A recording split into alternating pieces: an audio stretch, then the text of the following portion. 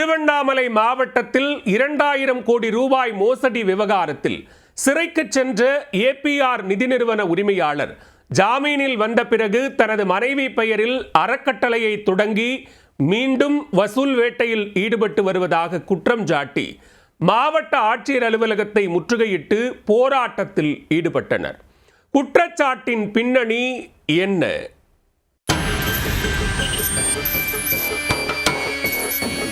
திருவண்ணாமலை மாவட்டம் செய்யாறு பகுதியைச் சேர்ந்தவர் அல்தாப். இவர் செய்யாறை தலைமையிடமாக கொண்டு ஏபிஆர் என்ற நிதி நிறுவனத்தை நடத்தி வந்தார். செய்யாறு, ஆரணி, காஞ்சிபுரம், செங்கல்பட்டு, சோழிங்கநல்லூர், சென்னை உள்ளிட்ட பல்வேறு பகுதிகளில் கிளை அலுவலகங்களை தொடங்கி நடத்தி வந்துள்ளார். 500 ரூபாய் முதல் 25,000 வரை தீபாவளி சிட்பண்ட், ஏலச்சீட்டு என பல்வேறு குழுக்களை நியமித்து வசூல் வேட்டை நடத்தி வந்தார். இதனை விரிவுபடுத்த மளிகை பொருட்கள், பட்டாசு, தங்க நாணயங்கள், வெளிநாட்டு பயணம் என விதவிதமான அறிவிப்புகளை வெளியிட்டு சிட்பண்டுகளையும் தொடங்கி நடத்தி வந்தார். இதற்காக தமிழகத்தின் பல்வேறு பகுதிகளில் இருந்தும் ஏஜென்ட்டுகளை நியமித்து பொதுமக்களிடமிருந்து பணம் வசூலிக்க ஆரம்பித்தார். ஒவ்வொரு ஏஜென்ட்டும் தலா 200 முதல் 2000 உறுப்பினர்கள் வரை சீட்டு நிறுவனத்தில் இணைத்துள்ளனர். கோடிகளில் நிதி சேர்ந்தவன் வாடிக்கையாளர்களுக்கு முதிர்வுத் தொகை, ஏலத்தொகை உள்ளிட்ட ஏதும் கொடுக்காமல் அலைக்கழித்து வந்துள்ளார் அல்தாப். பாதிக்கப்பட்ட மக்கள் செய்யாறு காவல் நிலையம், சென்னை பொருளாதார குற்றப்பிரிவு, திருவண்ணாமலை மாவட்ட காவல் கண்காணிப்பாளர் அலுவலகம் என பல இடங்களில் புகார் கொடுத்தனர். சில மாதங்களுக்கு முன்பு தலைமறைவாக இருந்த நிதி நிறுவன அதிபர் அல்தாப்பை பொருளாதார குற்றப்பிரிவு போலீசார் கைது செய்து சிறையில் அடைத்தனர். வெளியே வந்ததும் வாடிக்கையாளர்களின் பணத்தை செட்டில் செய்து விடுவேன் என உறுதியளித்த அல்தாப் தற்பொழுது ஜாமீனில் வெளியே வந்த பிறகு மீண்டும் தனது சித்து வேலையில் இறங்கியிருப்பதாக பொதுமக்கள் குற்றம் சாட்டுகின்றனர்.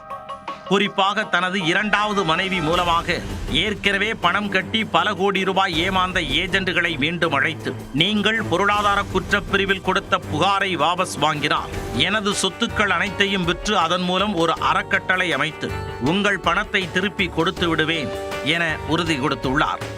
இதற்காக வாட்ஸ்அப் குழு ஒன்றை அமைத்து மோசடியை அரங்கேற்ற தொடங்கியிருப்பதாக கூறுகின்றனர் பாதிக்கப்பட்ட வாடிக்கையாளர்கள்.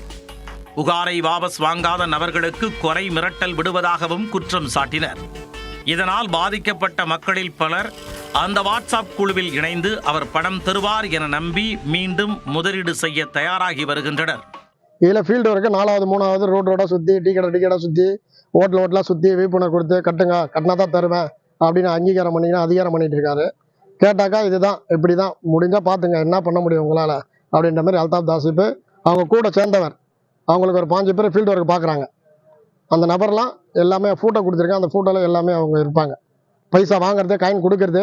இப்போ ஜெயிலேருந்து வெளியே வந்த பிற்பாடு சட்டமே எனக்கு அதிகாரம் கொடுத்துருக்கு, அதிகாரப்பூர்வமாக சொல்கிறாரு. குரூப்பில், வாட்ஸ்அப் குரூப்பில் அதுக்கு ரெக்கார்டு இருக்குது, ஃபோட்டோ இருக்குது, எல்லாமே இருக்குது. இந்நிலையில் பாதிக்கப்பட்ட 100க்கும் மேற்பட்டவர்கள் திருவண்ணாமலை மாவட்ட ஆட்சியர் அலுவலகத்தில் குவிந்து அல்தாப் மீது கடும் நடவடிக்கை எடுக்க வேண்டும் என கோரிக்கை விடுத்தனர். மேலும் ஏற்கனவே பொருளாதார குற்றப்பிரிவில் கொடுத்த புகாருக்கு முறையான ஒப்புகை சீட்டு வழங்க வேண்டும் என்றும் வலியுறுத்தினர். எங்களுக்கு EOWல ஒரு ஒப்புகை சீட்டு கூட கொடுக்கல சார்.